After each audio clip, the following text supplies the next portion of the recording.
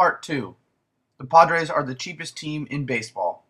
The reality is, look, there's a tipping point on the economics that'll make it impractical for us to hold on to any player.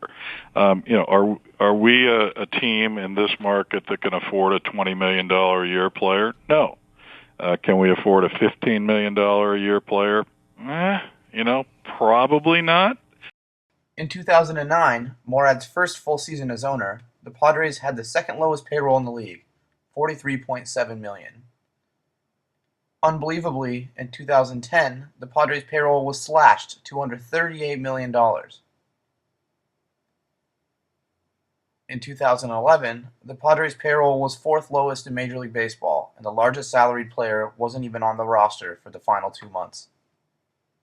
And most recently, in 2012, the Padres had the lowest payroll in the entire league at $55 million. Not only was that 2010 team payroll of less than $38 million pathetic, it also was contradictory to what Jeff Morad promised in the offseason, a payroll starting with a 4. We've heard a lot about payroll, and it's always an interesting topic. Are same where we were last time we asked you this question, payroll still starting with a 4? Yeah, really, that's the bottom line. We know it's going to start with a 4. Some of the early support on the ticket front that we've seen gives us a little optimism that we're going to be able to move up in the higher end of that range. Despite numerous sources confirming the sub-$38 million payroll, the Padres.com beat writer, Corey Brock, tried to convince fans that the promise was fulfilled by including salaries paid to minor leaguers on the 40-man roster and replacement contracts for players who hit the disabled list throughout the season. This wasn't the only promise that $38 million payroll broke. In Jeff Morad's first public interview with the San Diego media all the way back in February 2009, Jeff Morad said this about payroll. As we build back the payroll, which we're certainly going to do, we're not going to operate in the 40s for any longer than potentially this year. For those of you that need a reminder, the Padres' payroll following the 2009 season actually dropped. Even in the following season, 2011, the payroll still remained in the 40s. Over those 4 seasons, as you can see here, the Padres were significantly outspent by every single team in their division. In fact, the closest team to the Padres, the D-backs, spent over $80 million more than the Padres. It gets worse. In actuality, every single team in baseball spent more money on player salaries from 2009 to 2012 than the San Diego Padres. The closest team to the Padres in frugality, the Pirates, outspent the Padres by $10 million. The difference is even larger over that time period when you consider spending on the amateur draft, where the Pirates, second in baseball in amateur spending over the past 4 seasons, have outspent the Padres by $8 million. The gap widens further once you incorporate international spending, where publicly available totals show a difference of roughly $2 to $3 million. All in all, total spending on players of all forms was $20 million less for the Padres than it was for any other team in baseball from 2009 to 2012. The Padres weren't simply outspent by every team, however. Several teams with a reputation for perhaps being cheap, like the Marlins, Royals, Rays, and Athletics, actually had higher average payrolls over those 4 seasons than the Padres' highest payroll over those 4 seasons. Pathetic. But wait, it gets even better. Embarrassingly, the most money the Padres have ever given to a new player in free agency is the $11.5 million total they gave to Orlando Hudson. This was a 2-year deal signed in December of 2010, and, as you can see here, the Padres did not mince words when expressing their expectations of Orlando both on the field and off the field. Defense. Folks don't know this yet, but you will.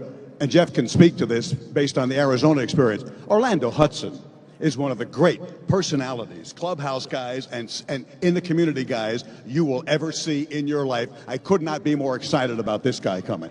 Yet, just over 1 year later, Orlando Hudson lashed out at Padres fans for booing the team amid a poor start in April, saying, quote, "Well, that's the reason why they're fans. They can't play. They can't play at this level. Some have tried and got cut at the high school level or whatever. We're the ones that are blessed enough and got enough talent to make it to the big leagues.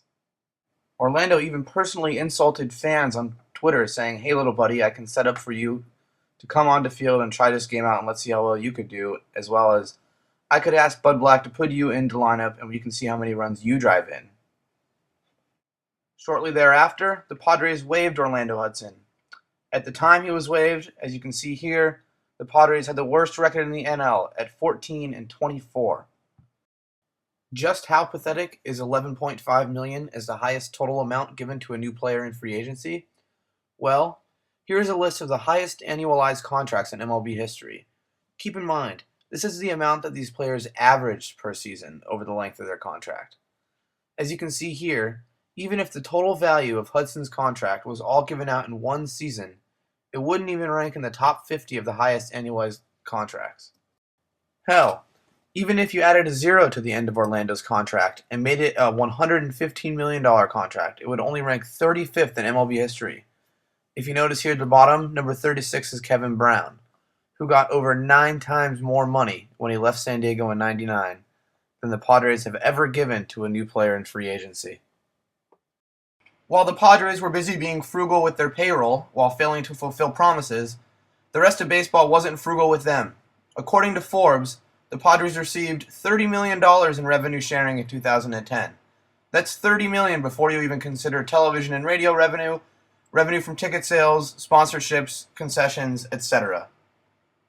In fact, according to Forbes, the Padres posted the highest operating income of any team in 2010 at $37 million, despite having the lowest payroll of $38 million.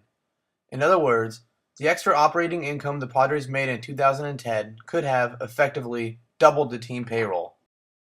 Padres president Tom Garfinkel publicly disputed the Forbes numbers, but his objection doesn't hold much water, as the Padres have both refused to release their books and financial documents from similar teams, like the Pirates and Marlins, leaked to Deadspin. In these leaked financial documents, you can clearly see teams similar to the Padres bringing home over $40 million in revenue sharing for the 2009 season. And that's on top of the $30+ million each team brings home from the Central Fund, the fund largely comprised of television and licensing revenue for MLB as a whole. A glance at operating income from other seasons shows that the $37 million figure is no anomaly, as the Padres took home totals of $32 and $23 million in adjacent seasons. The number for 2012, when it is eventually released in March by Forbes, may exceed any of these figures, as the Padres signed a 20-year, $1.2 billion TV deal with Fox just prior to the season. That new television deal increased the Padres' TV revenue from $11 million in 2011 to $30 million in 2012, and will increase every year thereafter, eventually reaching $70 million. The Padres have allegedly had these operating incomes despite this frequent promise from ownership in the front office. You know, there's no owner stuffing of pockets, and there won't be. To the extent that we have money, you know, we're going to spend it on the field to improve the product on the field. The promise to invest revenues back into the, quote, product on the field has been systematically replaced. In 2010, the statement by Tom Garfinkel read, quote, "Every new dollar will go back into the team." Why the change? Well, the preface Jeff Morad added in 2011 mentioned that the Padres were, quote, burdened with a heavy ballpark debt structure, which Padres fans simply cannot accept at face value, seeing as San Diego built the new stadium because previous ownership had stated that the Padres, quote, physically cannot survive in Qualcomm, and even threatened to move the team. Besides, the Padres actually have one of the most favorable publicly funded ballpark deals in history, as the city actually paid for 2/3 of the stadium. In fact, one city council member eventually pled guilty to 2 misdemeanors for accepting gifts in exchange for a vote of approval. And let's not forget the Padres' 2010 draft fiasco. With the 9th selection in the first round of the 2010 first-year player draft, the San Diego Padres select Karsten Whitson, a right-handed pitcher from Chipley High School, Chipley, Florida. Predictably, however, the Padres failed to sign Karsten Whitson. According to Padres owner Jeff Morad, the Padres' offer of $2.1 million fell short of Whitson's asking price of $2.7 million. As compensation for failing to sign their 9th pick, the Padres were awarded the 10th pick in the following draft. The player the Padres selected in that slot signed for less than $2 million. While the Padres were busy pocketing a few $100,000, the rival Dodgers were busy signing the 28th overall pick to a contract exceeding $5 million. In addition, the Padres also failed to sign their 7th-round pick, promising arm A.J. Venegas. According to ESPN and various mock draft sites, both Whitson and Venegas are projected to be first-round picks in the 2013 draft. Despite clearly not drafting and signing the best players available, it didn't stop Jeff Morad from stating this 1 year later.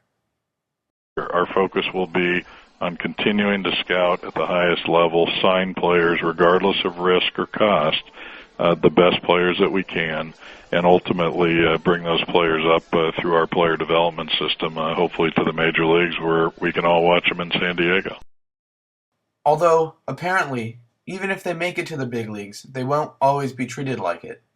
In 2010, when both Heath Bell and Adrian Gonzalez made the All-Star Game as members of the Padres, their trip to the All-Star Game included a red-eye flight through Las Vegas and Indianapolis, and a 250-mile drive in a rented minivan driven by the players themselves. On the Padres' own website, Adrian Gonzalez said, quote, "It felt like getting to a minor league All-Star Game." In perhaps the best summation of the difference between the Padres and other teams, Adrian Gonzalez's agent, after Adrian was traded to the Red Sox, said, quote, "He went from planes, trains, boats, and automobiles when he was with the Padres to traveling in luxury. He's loving it."